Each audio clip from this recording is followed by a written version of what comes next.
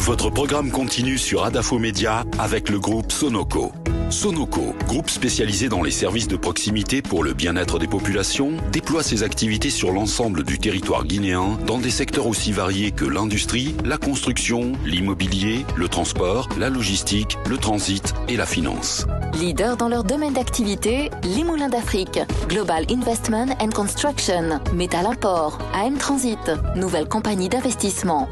Au quotidien, avec plus de 1000 collaborateurs, Sonoco construit son succès autour d'une éthique et de valeurs partagées, la bonne gouvernance, le travail d'équipe et l'excellence. Tous les matins sur Radio Espace, également sur Espace TV. Merci à vous qui nous rejoignez à l'international. Vous êtes à Mamou, vous nous écoutez là sur 99.7. Merci à cette équipe jeune, dynamique de ce côté, mesdames et messieurs. Continuez à réagir. Les contacts s'affichent juste en bas de l'écran. Le 00224 657 39 13 13. Si vous êtes sur Facebook, ça se passe là également. Sinon sur Twitter, le hashtag Espace GG. Dans un instant, nous allons joindre depuis Paris, évidemment, le ministre malien Mamadou Ismaël Konaté qui va intervenir chez nous, évidemment, l'ex-ministre malien des gardes des Sceaux, donc qui va intervenir chez nous. Mesdames et messieurs, on s'intéressera, on parlera politique aussi, si tout va bien. On s'intéressera aussi à ce sondage de DGS, troisième partie donc des résultats.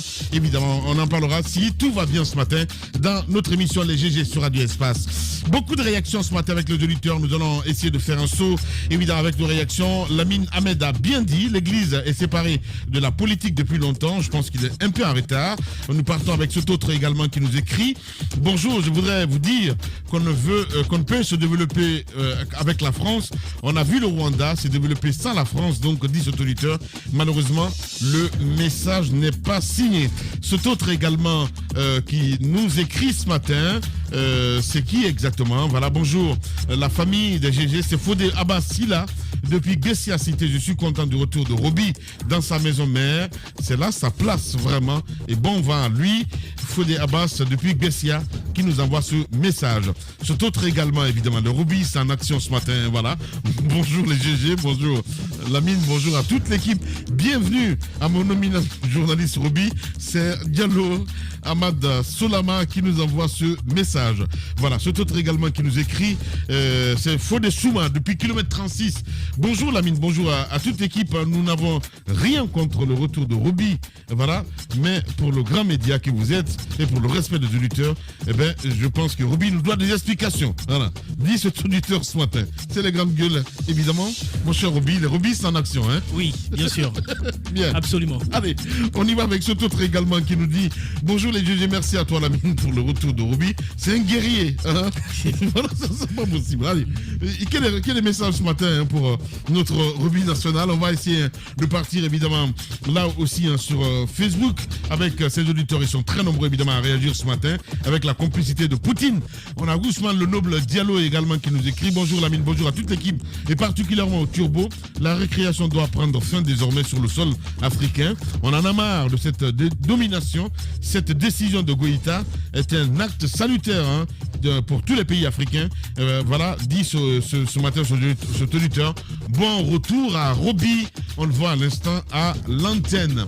On reste avec cet autre également qui nous écrit. Bonjour, c'est Jean-Louis Lois.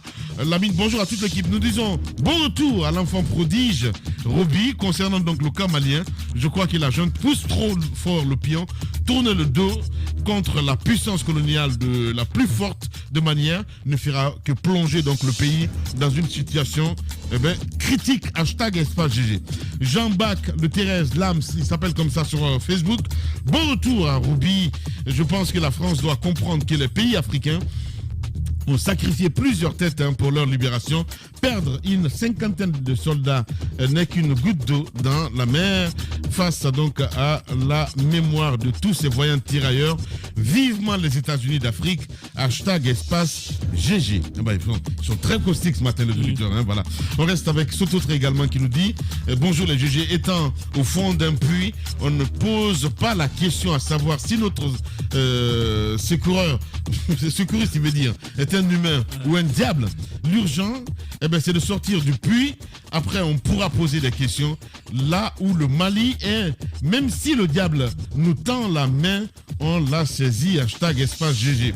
Mansaré Boubacar également qui nous écrit, faire appel à la communauté internationale alors que vous prenez le pouvoir par la force stratégique, nos États ne disposent pas des capacités réelles de faire face aux besoins des populations, dit cet auditeur évidemment sur Facebook. Delamou, Augustin également sur Facebook. Je donne raison à Antoine parce que expulser un ambassadeur au Mali est un danger pour la suite de la situation au Mali, dit cet auditeur. Atoulaye Montbantignal également nous écrit, les Africains doivent arrêter toujours d'accuser donc la France ou les Occidentaux être responsables de notre échec, dit cet auditeur ce matin à Taoulaye. Merci beaucoup. Allez, on reste avec Mouktar Diaby également qui nous écrit. Je trouve la déclaration du ministre des Affaires étrangères de la France arrogante et insultante. Mouktar Diaby, il est à Montréal, au Canada. Mfali Dansoko également nous écrit ce matin, la dignité et la responsabilité ont un prix. Si nous ne sommes pas disposés à payer, notre pays restera toujours dans la cuisine pour garnir donc le confort de l'Occident. La guerre au Burkina, au nord du Mali, c'est pour déstabiliser donc l'Afrique tout en misant sur la chute du continent, dit cet auditeur. Merci. On a Mouktar Dembe Diallo également qui nous écrit sur Facebook. Rebonjour Lamine, bonjour à toute l'équipe des GG. Je pense que l'Afrique doit prendre ses responsabilités, dit cet auditeur. Merci beaucoup. On va rester toujours dans le sillage avec ces auditeurs. Ils sont très nombreux ce matin à nous écrire. Voilà, je pense qu'on a un communiqué carrément de la CEDEAO dont Jacques va lire dans un instant. Mesdames et messieurs, on va rester toujours dans le sillage avec maintenant sur Facebook. Très nombreux ce matin avec Noumou, évidemment, qui nous écrit ce matin. Bonjour les GG, bon retour à Roby. Nous espérons qu'il sera régulier dans l'émission en parlant donc du Mali. Je crois qu'on néglige une chose qui menace toute la sous-région. Il faut que nos chefs se bougent pour trouver donc une solution à ces crises, dit cet auditeur. On reste avec Ibrahim Assori Kouyaté également qui nous écrit. La démarche du Momako est une décision souveraine et assumée. À ce titre, qu'il plaise à Paris de dépassionner donc le débat, d'en tirer donc les conséquences et de se concentrer sur l'avenir, dit cet auditeur. Tiernoba également sur Twitter nous écrit « Je ne comprends pas cette fibre révolutionnaire, voilà, qui dit, qui s'est emparé donc du studio ce matin. Je suis comme toi, Tiernoba, ce matin, parce qu'on a un diable dans ce studio. Avec tout mon respect, je pense que vous êtes à côté de la plaque. Seul Antoine est lucide, à mon avis. Bon retour à la belle gueule, Roby. Il le dit ce matin, cet auditeur.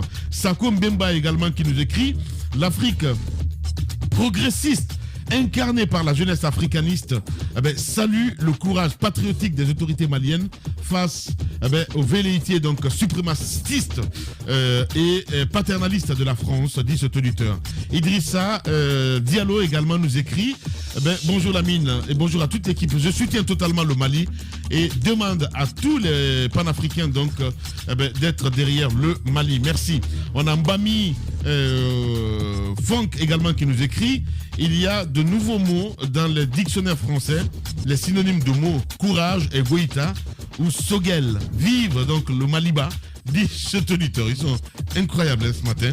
On reste avec Koulibaly, le démocrate également qui nous écrit. Cette rupture diplomatique entre le Mali et la France, les propos du ministre français sont inadmissibles pendant qu'il sait que la France est le principal auteur de la montée du djihadisme donc au Sahel. Cette réponse est proportionnelle, dit cet auditeur. Ils sont très très nombreux ce matin à réagir évidemment. Bonjour les grandes gueules, c'est Noël Sa Molio Milimono. Les Français doivent comprendre que leurs ennemis ne sont pas forcément les nôtres, dit cet auditeur. On a Sasso également qui nous écrit sur Twitter.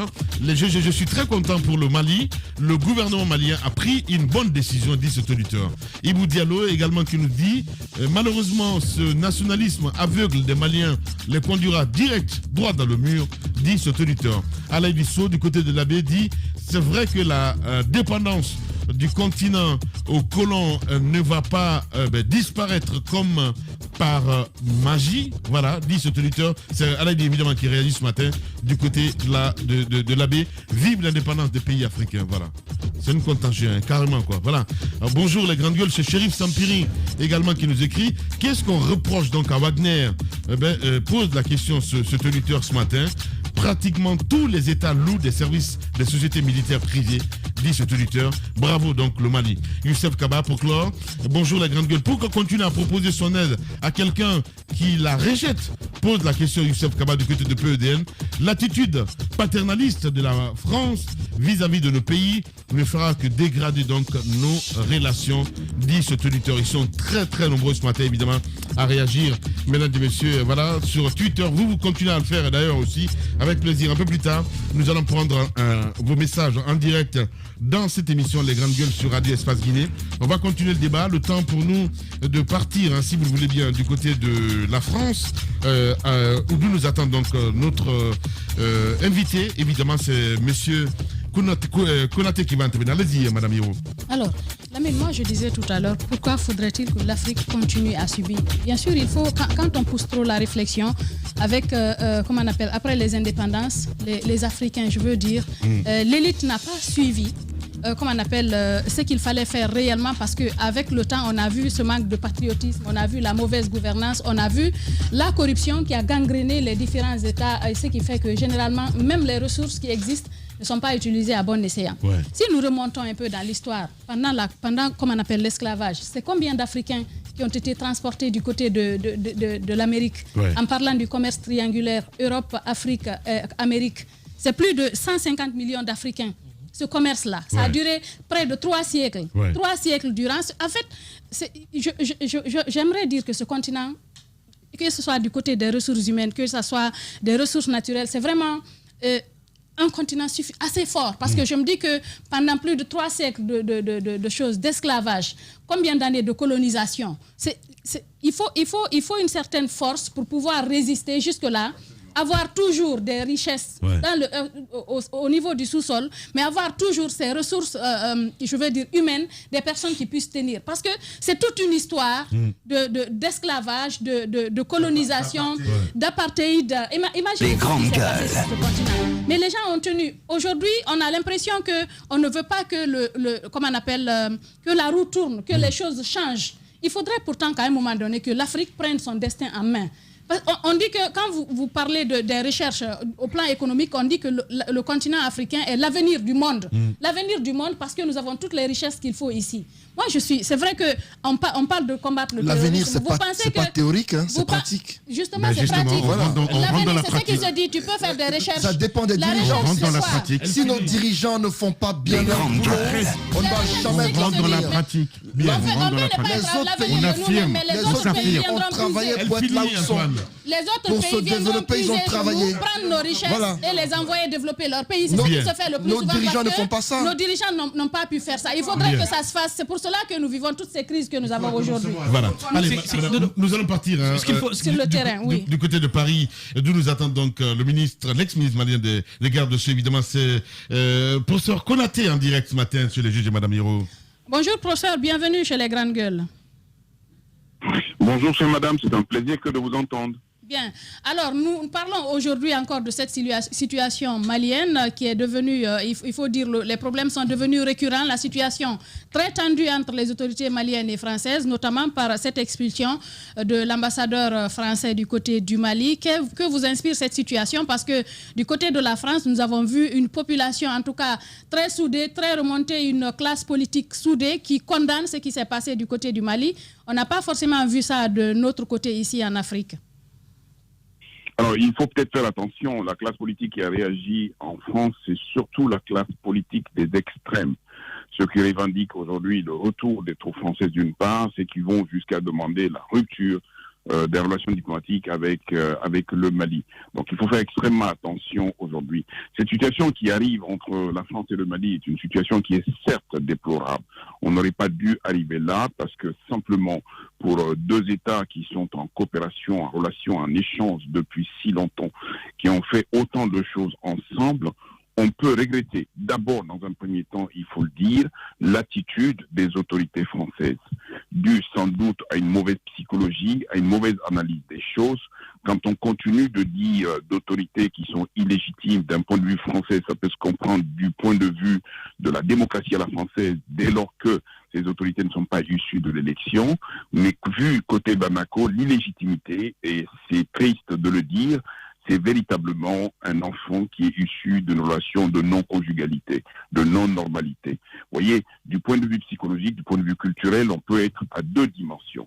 Et deuxièmement, quand on a des mots aussi durs vis-à-vis des autorités maliennes, on oublie simplement que derrière ces autorités maliennes, en tout cas ponctuellement et au moment où on vous parle, il y a un certain soutien qui se manifeste. Et troisièmement, la relation diplomatique n'exige pas d'utiliser des mots comme ceux qui ont été malheureusement utilisés d'abord par le président français lui-même, ensuite par le ministre des Affaires étrangères et enfin par le ministre de la Défense. En tout état de cause, moi j'avais l'impression plutôt que les autorités maliennes avaient bien encaissé ce coup et qu'ils avaient suffisamment bien riposté en rappelant simplement que les valeurs culturelles et nos valeurs ancestrales nous imposaient le respect et que nous ne répondions pas à l'injure par l'injure, nous ne répondions pas à l'invective par l'invective. Là où on est arrivé, c'est véritablement le clou quand même. C'est la première fois dans notre histoire politique qu'un ambassadeur représentant d'un pays étranger chez nous a été expulsé dans des conditions dans lesquelles il a été. Ceci peut être déplorable, même si ceci peut à la limite trouver une justification par l'attitude première des autorités françaises. Je rappelle simplement que nous sommes 22 millions de Maliens, près de 4 ou 5 millions de Maliens qui sont dehors, dont 700 000 qui sont en France, et la moitié est presque de double nationalité. Et dans notre pays, la double nationalité est quelque chose qui est régulière, qui est juridique, qui est légale. Quand vous regardez aujourd'hui la situation qui est celle de tous ces Maliens depuis 1970, présents en France pour la première génération, la deuxième et la troisième génération, quand on leur demande aujourd'hui de faire le choix entre ces deux pays, le choix est cornélien, il est difficile, il est très difficile. Il faut appeler simplement à la désescalade, il faut appeler au calme et à la sérénité. La France a donné un coup qui n'a pas été supporté par le Mali a riposté par un coup, et je me réjouis d'ailleurs que l'attitude française a consisté simplement à prendre acte de la décision de la République du Mali. Je pense aujourd'hui que la diplomatie, qui est la meilleure arme dans ce cadre-là, doit reprendre le dessus et que les invectives doivent s'arrêter parce que simplement nous sommes deux États et deux nations qui n'ont pas besoin de nous donner des coups de poing dans la gueule. Voilà, professeur Konaté en direct ce matin chez les juges. Allez-y, Diba. Alors, professeur, on sait que l'autre élément déclencheur, c'est le départ de la force spéciale danoise du sol malien. Alors, l'argument qui a été développé par Abdoulaye Diop que j'ai suivi, il dit qu'ils n'ont pas été annoncés au Mali, donc ils viennent, donc c'est en violation du protocole additionnel qui a été signé entre la France et le Mali. Est-ce que vous pensez que cela sonne, entre guillemets, le début de la fin de la force Takuba au Mali, sachant que déjà le Portugal était annoncé, la Slovaquie, mais aussi la Hongrie? Alors, il faut savoir simplement qu'avant Takuba, il y avait Barkhane. Avant Barkhane, il y avait un autre dispositif. La difficulté, c'est que c'est la France qui a été embarquée depuis 2013 dans cette opération sur le sol malien et que la France, d'abord d'un point de vue technique d'une part, du point de vue militaire d'autre part et du point de vue matériel même, avait du mal à tenir tout seul. Et la France a voulu en faire une opération militaire européenne, ce dont elle a rencontré beaucoup de difficultés. Progressivement, un certain nombre de forces de défense et sécurité européennes du moins se sont ralliées.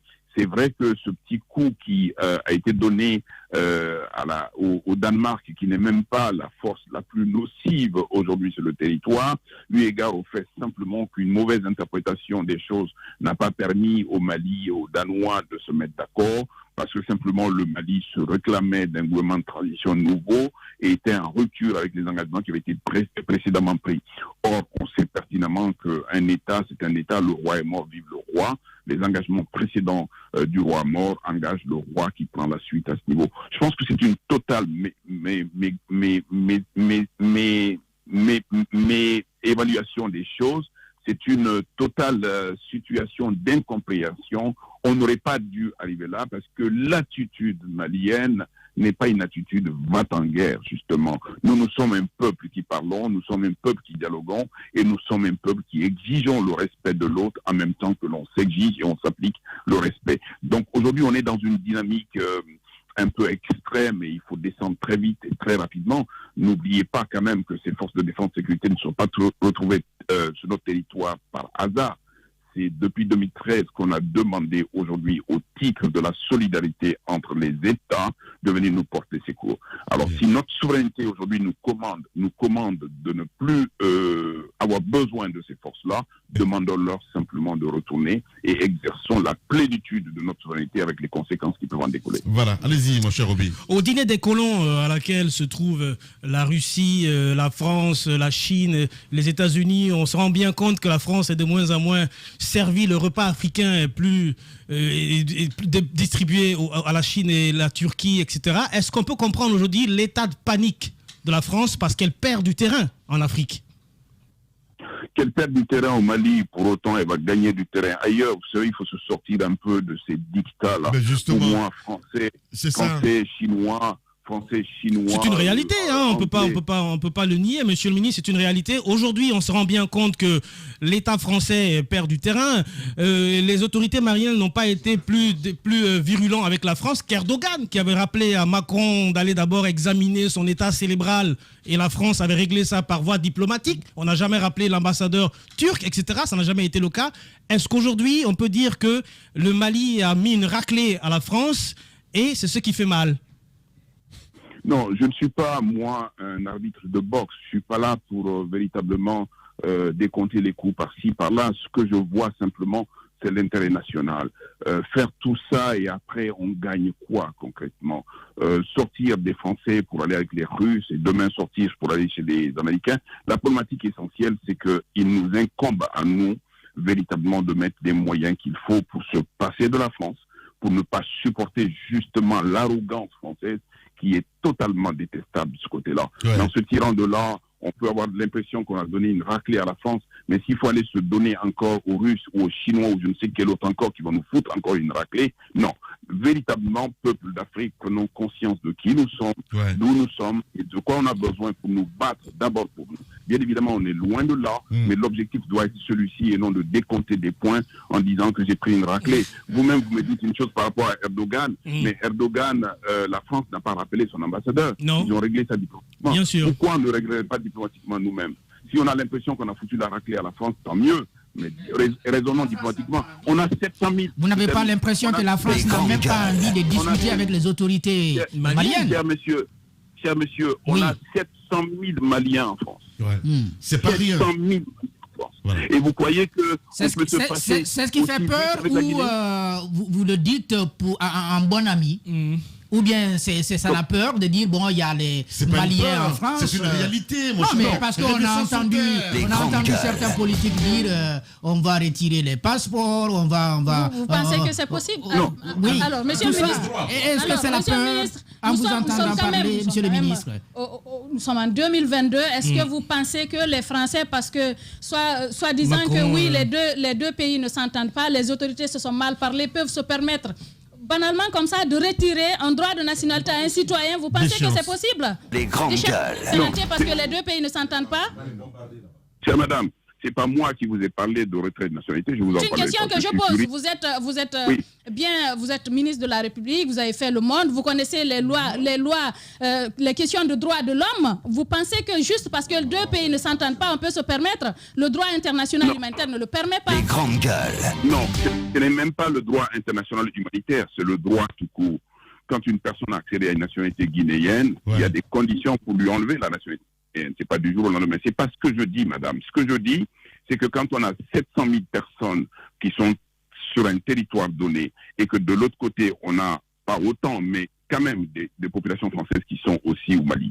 Quand entre les deux, nous avons des gens qui se réclament de la double nationalité, on n'a pas besoin, quand on est deux États dans cette situation, de rester longtemps dans la guerre. Et c'est pour ça que j'appelle à la désescalade.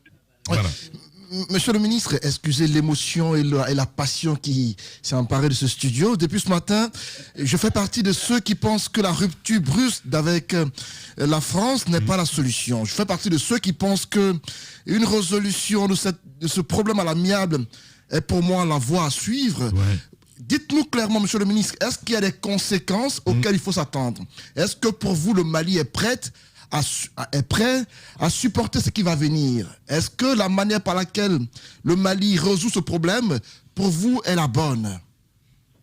Alors, replaçons les choses et à la limite, donnons un autre contexte qui, à la limite, va différencier uniquement du point de vue de la couleur de la peau.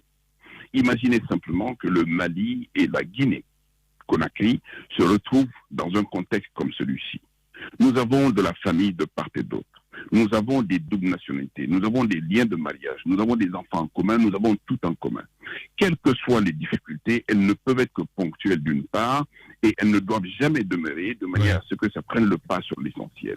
Entre la France et le Mali aujourd'hui, je dénonce l'attitude française qui, au-delà de l'orgueil, à la limite, est un signe absolu d'irrespect. Mais ne vous méprenez pas. C'est-à-dire, le français, vous avez beau lui dire que ça ne se fait pas, il a beau prendre l'engagement qu'il ne le fera pas, il faut savoir simplement que un bon nombre de gens de France estiment aujourd'hui que du fait de la couleur, du fait de l'origine, du fait de ce qu'ils sont, c'est-à-dire avoir été des colons, de ce simple fait-là, ils sont nos supérieurs. Donc ça peut être choqué, mais au-delà du choc, il faut juste leur rappeler que cette attitude n'est rien d'autre que de la bêtise. D'abord de la bêtise humaine. Vis-à-vis de la France, vis-à-vis du français, j'ai l'avantage, moi, Mamadou Konaté, de parler français autant qu'eux. 2, de comprendre la France autant qu'eux. 3, de connaître la culture française autant qu'eux, mais en sens inverse, ils ne parlent pas une seule langue de chez moi, ils ne connaissent pas ma culture, ils ne connaissent pas mon environnement. Sur ce point-là, j'ai le dessus. Mais ne nous méprisons pas. Nous sommes des êtres humains. Nous avons besoin d'aller dans le cadre d'échanges. Et chaque fois que nous sommes en situation de dispute avec le blanc, rappelons-lui qu'on est aussi humain que lui. N'allons pas plus haut, n'allons pas plus bas. Sortons du complexe, du mauvais complexe. Voilà. Le mauvais complexe aujourd'hui ne mène à rien. Ouais, le mauvais complexe. Mais Antoine parlait des conséquences, justement. C'est très important. J'ai posé des questions, monsieur le ministre, parce que je pose la question. Oui. La Guinée a connu les mêmes choses. Monsieur le ministre, je vais finir. Permettez que je reprécise ma question. Au temps de Sékou Touré, on a vu cette décision qui a été prise. Attendez que je finisse, pardon. Attendez que je finisse, pardon. Nous préférons la liberté dans la dignité à l'opulence dans l'esclavage. Monsieur le ministre, les conséquences, on les a vues. Aujourd'hui, jusque-là, nous continuons de les subir.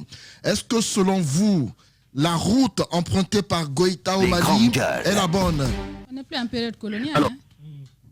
Alors, on n'est peut-être pas en période coloniale, mais ce qu'a dit Sékou Touré à l'époque vaut également pour aujourd'hui, sauf qu'en affirmant cela, je pense que Sékou Touré a assumé toutes les conséquences qui en découlaient. C'est-à-dire, aujourd'hui, il ne pouvait pas tendre la main, il ne pouvait pas rentrer dans des rapports d'échange économiques, dans des rapports d'échange quels qu'ils soient. La question aujourd'hui, c'est qu'il y a des conséquences forcément. Arrêter de coopérer avec la France aujourd'hui, c'est quand même un bon pan de notre dispositif de coopération qui s'en va. D'abord, au plan militaire, il y a environ 5000 soldats français qui sont stationnés au nord du Mali. Il faut 6 mois pour les déplacer, il faut 6 autres mois pour que quelqu'un vienne les remplacer. Entre-temps, nous avons des rebelles qui se battent contre nous. Deuxièmement, la France est importante aujourd'hui au Mali en ce qui concerne toute la problématique de la prise en charge de nos questions de développement. Je ne dis pas que la France est ultime. Aujourd'hui, si elle tourne le dos, on fait toujours avec les seins de la mer que nous avons. Et troisièmement, aujourd'hui, nous allons avoir donc une dislocation... Quitte à partir avec les mercenaires. Parce que quand vous dites on fait...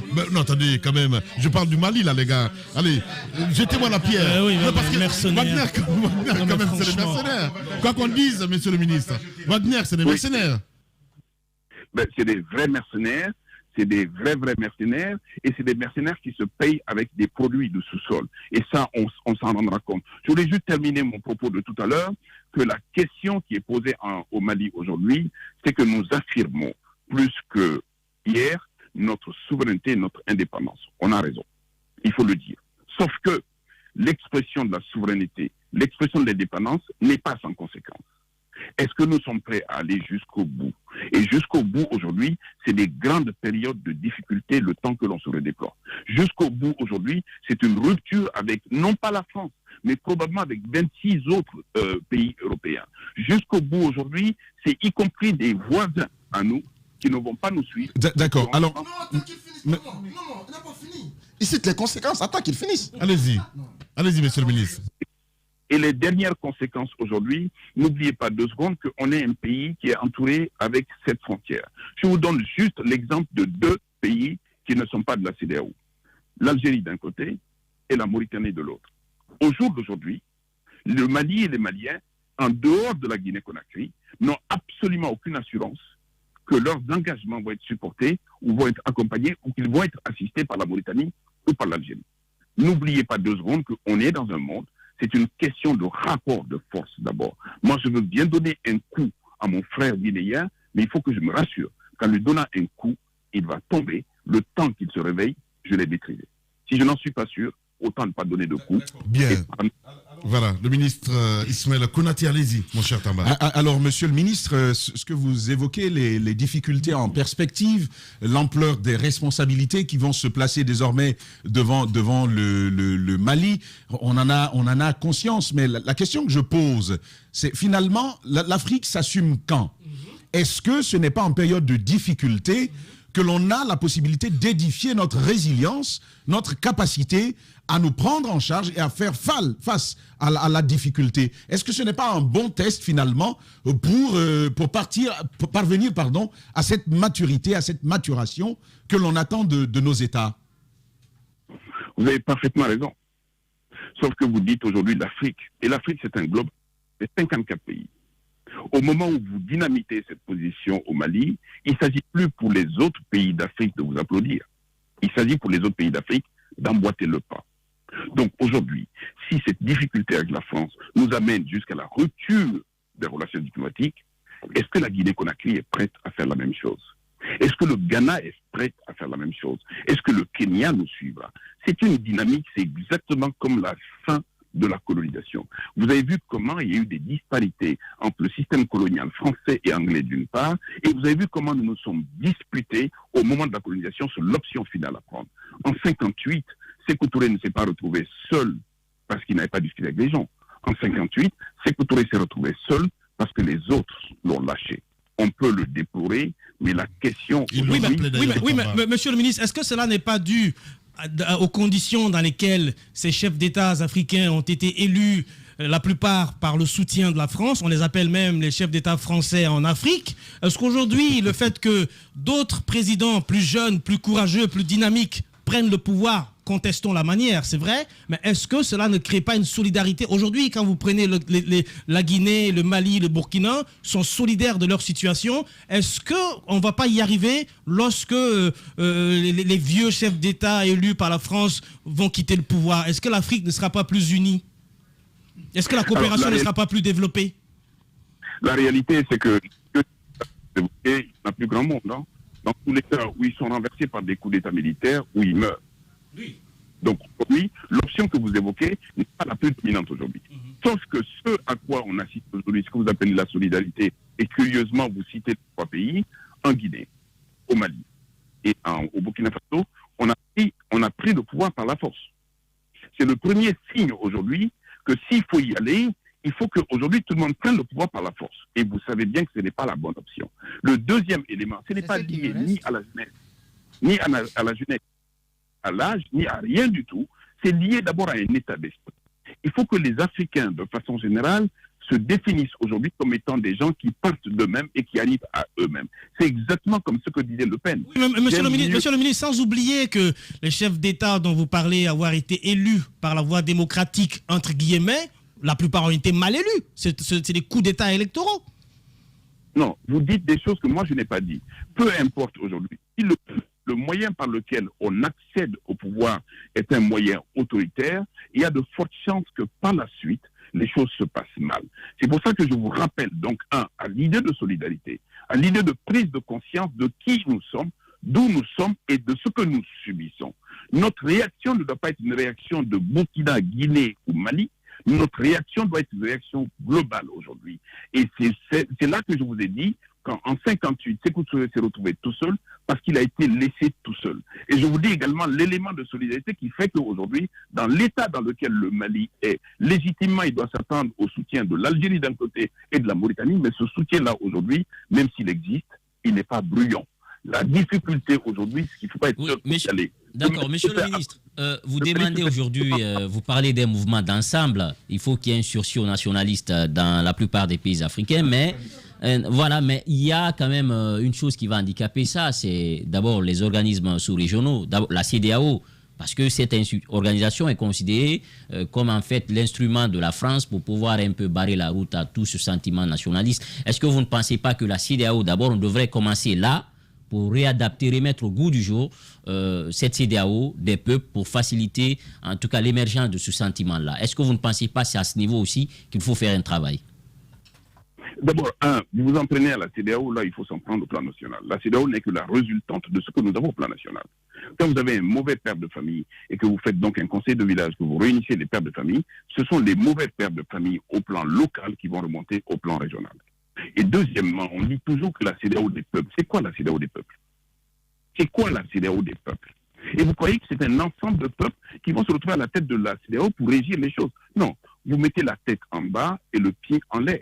La vraie difficulté aujourd'hui, il faut que notre action politique soit cadrée notamment par le droit.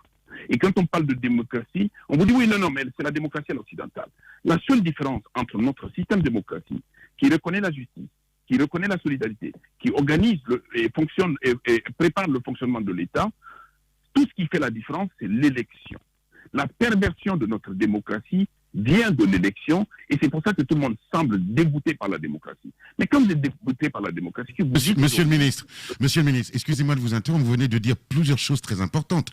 La première des choses, c'est que vous dites que la seule différence entre nos démocraties et les démocraties occidentales, c'est effectivement l'élection. Mais elle a été pervertie, et vous le savez aussi bien que nous, par les décisions qui ont été prises à la boule. Mais cela étant, vous avez failli citer Jean-Marie Le Pen. Alors on va y revenir à Jean-Marie Le Pen, parce que le cas est très intéressant. Je vais citer Jean-Marie Le Pen qui a dit ceci: je préfère mes filles à mes petites filles à mes nièces et mes nièces à mes cousines. Vous vous souvenez de cette fameuse phrase de Jean-Marie Le Pen? Alors, est-ce que, justement, on ne devrait pas préférer, nous, aujourd'hui, Guinéens, Africains, Sénégalais, etc., nos voisins proches, frères, à nos voisins lointains, avec toutes les relations historiques que nous avons? Première question. Deuxièmement, vous avez cité, vous êtes 22 millions de Maliens, dont 700 000 Maliens en France. Je vous suppose binational, et c'est pour cela aussi que dans votre introduction linéaire, vous avez renvoyé les deux nations qui sont les vôtres, dos à dos.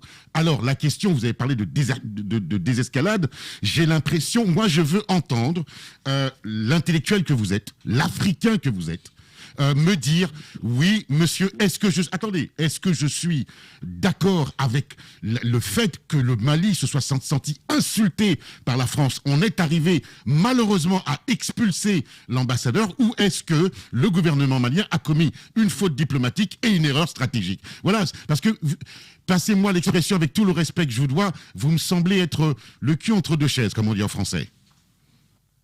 Bon, d'abord, le cul, c'est pas politique, c'est une grande gueule. Pardon, passez-moi l'expression. Je ne vous passerai pas cette expression. Le cul, c'est politique. Deuxièmement, vous avez deux défauts majeurs, c'est que vous parlez pour vous et vous voulez faire parler l'autre dans ce que vous voulez dire. La réalité, c'est que vous n'écoutez pas non plus. La première des choses, j'ai commencé par dire déjà que c'est une situation qui est insupportable du point de vue de l'attitude des trois autorités françaises, le président de la République, le ministre de la Défense et le ministre des Affaires étrangères.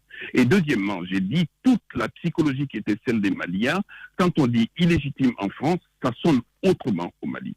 Et troisièmement, j'ai rappelé que le ministre des Affaires étrangères du Mali avait réagi comme il avait réagi, que je pensais que les choses devraient s'arrêter là, qu'on en arrive à une décision d'expulsion. C'est une décision souveraine, mais c'est une décision, comme les personnes sur le plateau me l'ont fait dire, ce n'est pas sans conséquence, je l'ai développé.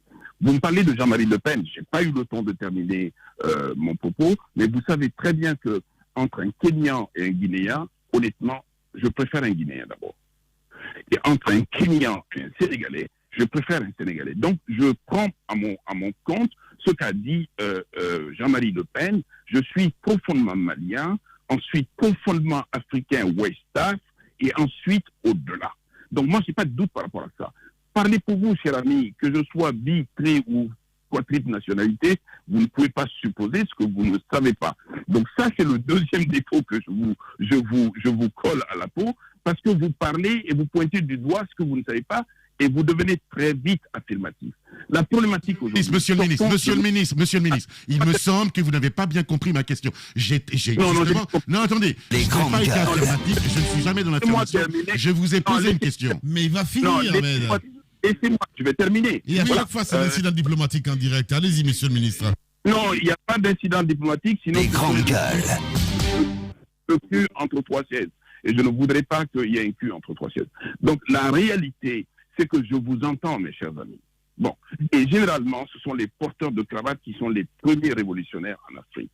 C'est que quand on hurle aujourd'hui, il faut être conscient simplement de prendre en compte qui nous sommes. Et je le dis tout le temps. Qui nous sommes aujourd'hui, c'est que je n'aime pas mieux le blanc que le noir. Je veux me battre contre le blanc, mais il faut que j'ai des vraies raisons pour me battre contre le blanc pour être vraiment trivial aujourd'hui. Cet instinct révolutionnaire, dans un contexte universel qui est le nôtre aujourd'hui, ça n'a de sens que lorsqu'on peut rappeler aujourd'hui aux blancs les limites à ne pas franchir.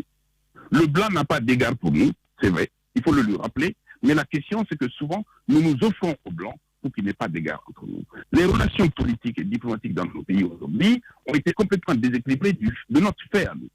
De notre fait à nous. On ne sait pas toujours ce que l'on veut, on ne sait pas toujours ce que l'on fait, et on nous dicte un ensemble de choses aujourd'hui. Prenez simplement au niveau africain aujourd'hui, il n'y a pas de cohésion.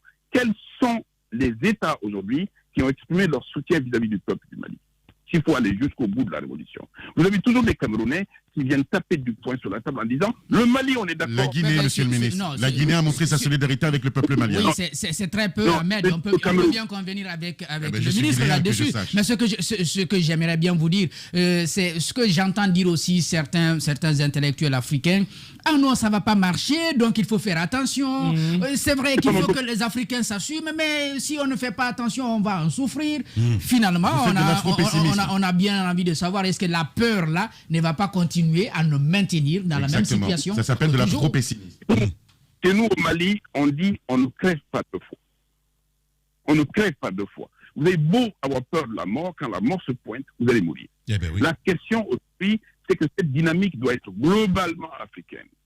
Je vous disais l'exemple du Cameroun.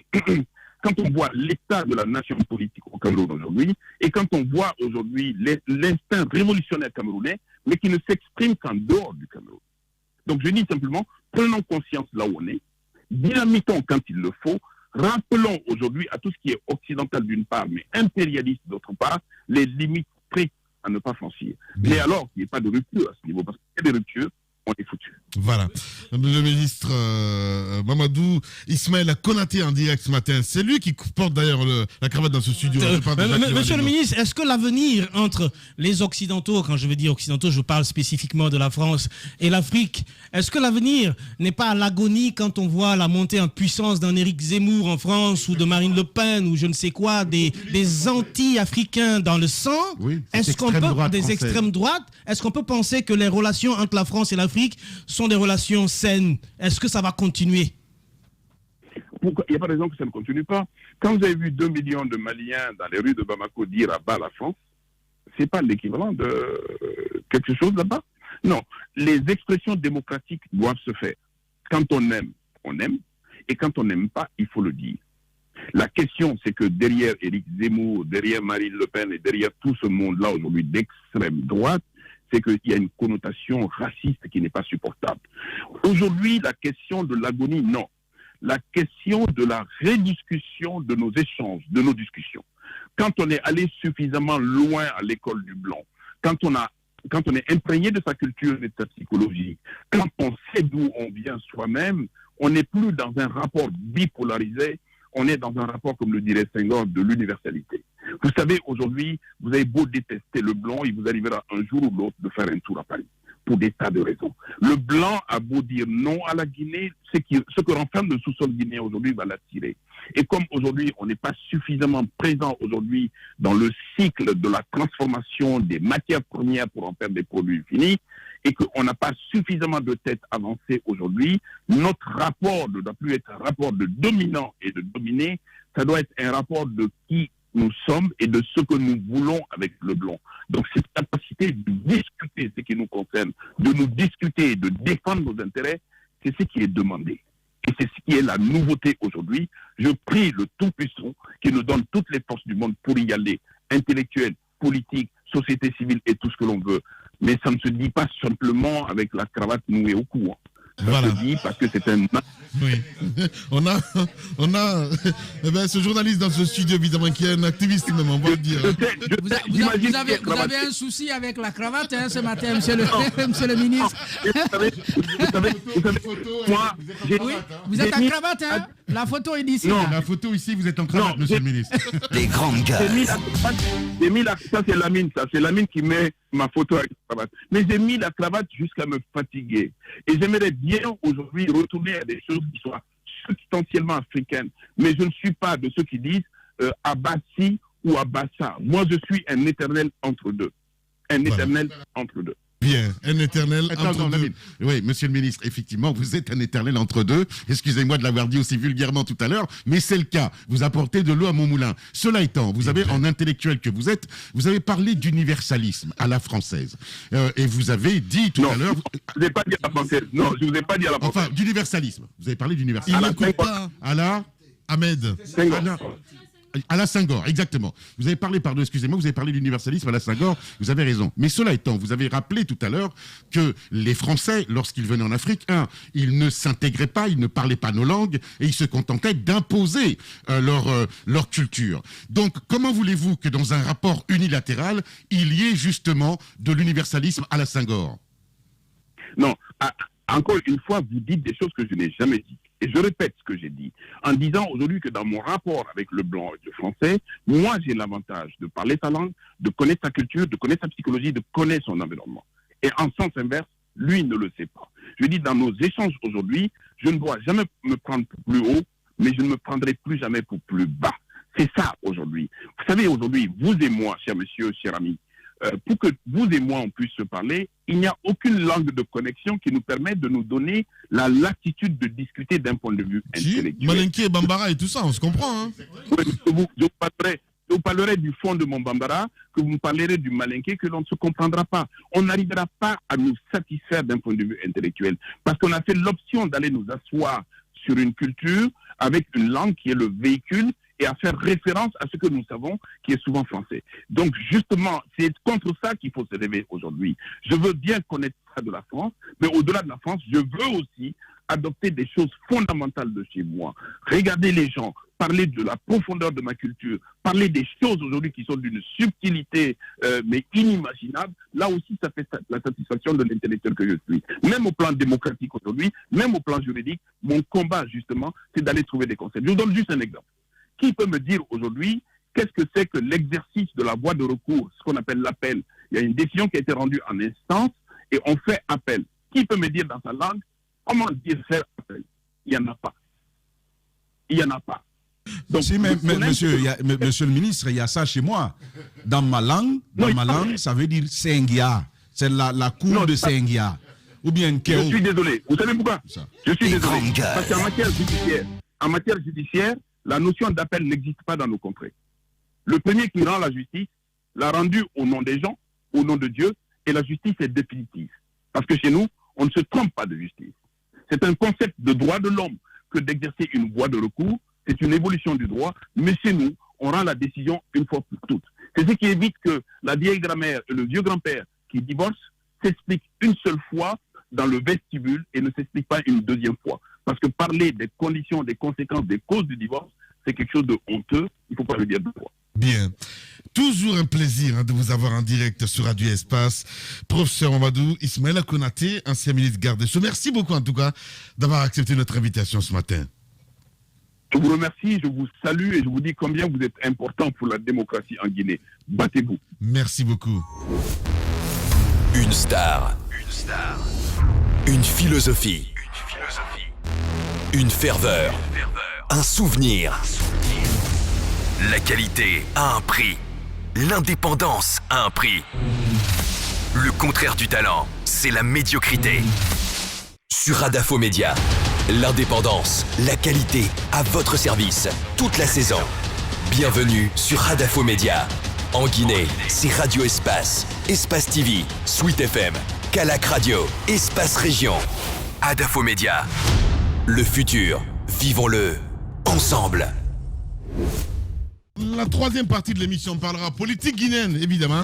Et c'est évidemment Tamba qui va nous relater un petit peu cette affaire de ce côté. Il y a ce communiqué, mon cher Jacques Lewaleno. C'est communiqué de l'état-major général des armées, puisque moi j'insiste beaucoup sur la sécurité plutôt que sur tout ce qu'on évoque.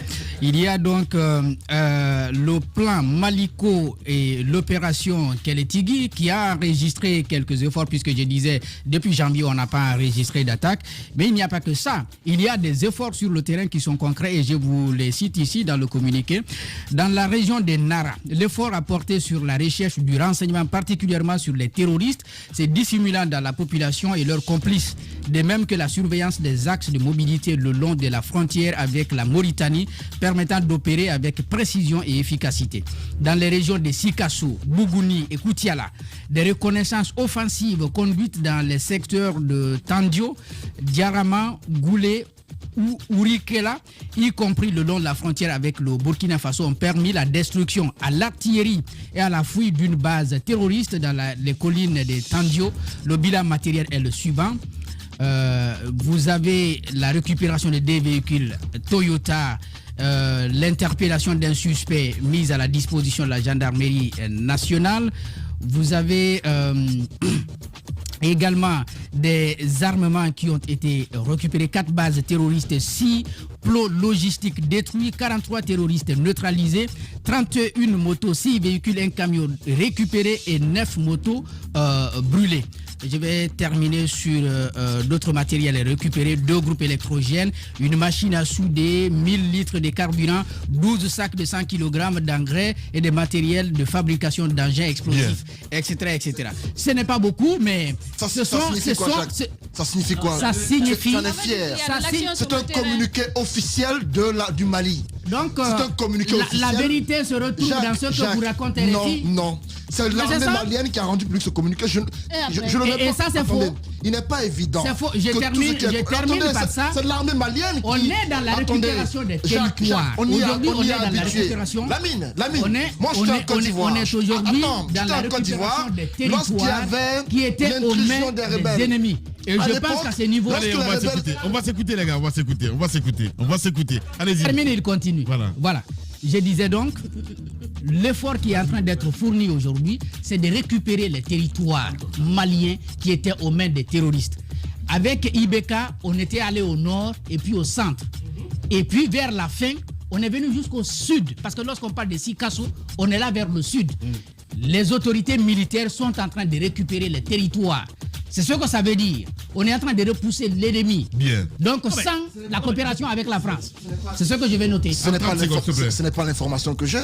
Il y a plutôt eu une attaque qui a fait tomber des gendarmes maliens. C'est l'information que j'ai. C'est avec des images. Je parle d'hier, des images à l'appui. J'ai une vidéo qui l'atteste. Ce que je veux dire, l'exemple que je veux citer. Il ne faut pas aller sur la base de communiqué. Attendez que je finisse. Il ne faut pas aller sur la base de communiqué officiel et dire que c'est la vérité. On sait tous comment ça se passe. Généralement, lorsqu'il y a affrontement, les communiqués officiels, ça dépend de la position du pays. Il y a eu affrontement en Côte d'Ivoire entre rebelles et forces loyalistes. À l'époque, lorsque l'armée ivoirienne rend public un communiqué pour dire qu'il y a eu 20 morts côté rebelles et 1 mort côté armée loyaliste, c'est plutôt le contraire qui se passe. Parce que généralement, de part et d'autre, chacun défend sa position. Mais Antoine, vous ne pouvez pas sur la base de ce communiqué dire Antoine, au-delà de ça, sur le terrain, les choses ont évolué. Je ne remets pas en doute le contenu de ce communiqué. Les médias français même relaient cette info. Relaient ça. Peut-être que tu ne suis pas même les médias français ces derniers jours. Sinon, ils ont dit que même les djihadistes ont changé leur mode opératoire. Maintenant, ils se font dans la masse. Ça, c'est les médias français. Justement. Attention. Tu vas énerver Jacques. Non, mais ce que je veux dire, je comprends pas pourquoi Antoine se fait du mal à tirer ses cheveux ce matin sur le cas malien. Il n'en a même pas. Mais ce que je vous dis, c'est communiquer ou pas, sur le terrain, on sait qu'il y a du travail qui a été fait. Les attentats, non, permets-moi de continuer. Les attentats ont diminué, etc. C'est pragmatique et c'est logique que l'armée malienne puisse faire des communiqués pour donner l'état des lieux de de ce qui se passe. Maintenant, ce que je voudrais te dire, c'est qu'il faut aller au Mali toi-même pour constater qu'aujourd'hui, c'est vrai, n'eût été le coup d'État de Goïta, au temps de l'ancien président, etc. Et je te rappelle qu'au Burkina aussi, c'est le fait que 50 gendarmes sont morts, c'est ce qui a réveillé 53 gendarmes sont morts, c'est ce qui a réveillé le patriotisme de l'armée, et ils sont allés choper Kaboré comme un lapin en cage pour le déposer. pour le déposer. Je pense que c'est la mauvaise gestion. Oui, mais écoutez, c'est la mauvaise gestion des présidents africains. C'est la conséquence. Les coups d'État sont la conséquence des mauvaises gestions des présidents africains. Voilà. Bien. Allez-y, Tamba. Alors, c'est bon là. Maintenant c'est mon tour. Non, Joe, c'est bon. Je voulais juste lui dire que le nôtre aussi a été chopé dans sa cage, c'est Coutouria, tout simplement, parce qu'il y avait une mésentente il avait créé la mésentente dans la Grande Muette. Donc, si vous ne gérez pas bien, même toi, Antoine, à la maison, si tu rentres pas à la maison avec le pain, ton fils te dira pas bonjour. Hein. Voilà. Et donc, Roby, bienvenue. Bienvenue dans les grandes gueules. Alors, je veux dire qu'il n'y a pas encore de guerre de communication, en tout cas sur ce lot-là, parce qu'il n'y a pas de groupe qui revendique tel résultat. Je n'ai pas dit qu'il y a guerre de communication. C'est toi qui as parlé de... Non, ce que tu décrivais, c'est ça on appelle la guerre de communication. C'est Djiba qui l'a dit. C'est ce que tu décrivais.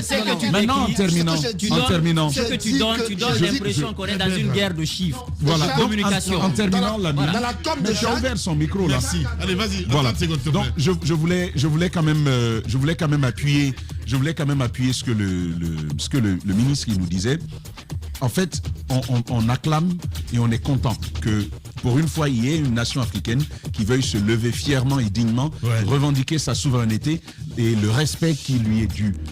Je pense qu'il appartient aux pays frères, au-delà de refuser de fermer les frontières comme la Guinée l'a fait, de pouvoir, avec les ressources que nous avons, mutualiser d'efforts pour soutenir ce type d'État. Je sais que le Sénégal, je sais que la Côte d'Ivoire ne le feront pas parce qu'ils craignent justement que la France se retourne contre eux, mais c'est important de dire qu'il faut soutenir l'État malien financièrement, en termes de ressources humaines, parce que les jours à venir ne seront pas simples si la tendance se maintient, et il appartient aux Africains, Ouest-Africains d'abord, de faire ce sursaut pour soutenir une nation qui en a besoin, parce que le Mali est en train de nous montrer la voie.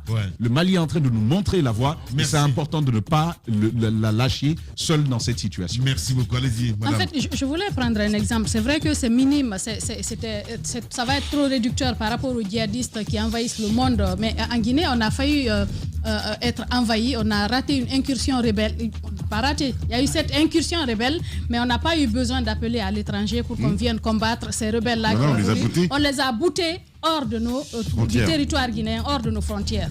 Je veux dire, c'est une question de volonté parce que, quoi qu'on dise, et de patriotisme, quoi qu'on dise, nous avons les richesses qu'il faut. La guerre, c'est la guerre aux richesses, la mine. C'est le combat. En fait, on s'installe dans une zone, on fait en sorte que même les fils du pays, même les soldats du pays ne savent pas ce qui se passe dans cette zone-là. On a vécu cette situation en Sierra Leone, à Sefadou par exemple, la guerre pour les richesses, pour le diamant. Il y a même des films qui sont sortis par rapport à ça.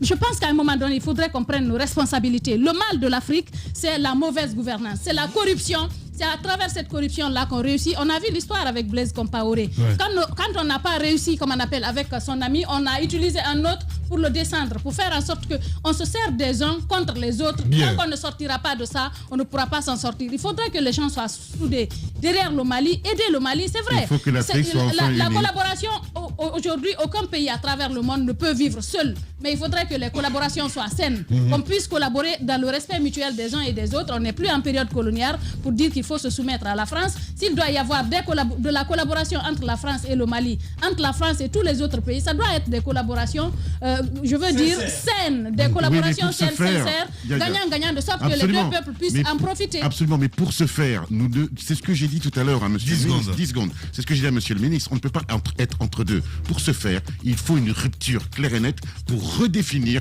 nos relations avec le monde, avec la France et avec les puissances occidentales. Merci beaucoup Ahmed Kourouma. On a terminé ce matin, mesdames et messieurs. On va se retrouver demain évidemment pour d'autres numéros, pour votre plaisir. Prenez soin de vous. À demain. Au revoir.